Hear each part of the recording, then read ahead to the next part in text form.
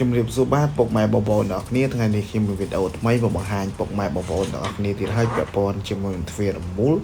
ប្រើមកតើបញ្ជាតេឡេទ្វាររមូលនេះផងដែរគឺយើងប្រើស្លឹកទ្វារកម្រាស់ 6C យើងភ្ជាប់ជាមួយនឹងម៉ូទ័រតៃវ៉ាន់ប្រភេទ AC ហើយទីតាំងនេះផងដែរគឺខ្ញុំបានធ្វើការដំឡើងជូនបងប្រុសនៅខាងផ្សារកណ្ដាល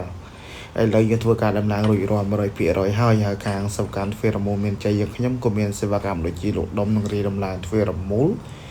ប្រើទាញដៃនិងប្រើម៉ូទ័របញ្ជាតេឡេគ្រប់ប្រភេទគ្រប់ម៉ាកគ្រប់ម៉ូដនិងមានលក់ដុំនិងរីដំឡើងម៉ូទ័រទ្វាររបងបញ្ជាតេឡេគ្រប់ប្រភេទនិងមានលក់ដុំនិងរីដំឡើងសម្រាប់កៅស៊ូរវៃទ្វាររូតដៃរនៀបនិងមានសេវាកម្មជួសជុលទ្វាររមូល24ម៉ោងសម្រាប់នៅក្នុងទីក្រុងភ្នំពេញនិងមានលក់ដំឡើងនិងជួសជុលទ្វាររមូលគ្រប់ម៉ូដគ្រប់ម៉ាក25ខេត្តក្រុងផងដែរបើសិនជាពុកម៉ែបងប្អូនមានតម្រូវការពាក់ព័ន្ធជាមួយនឹង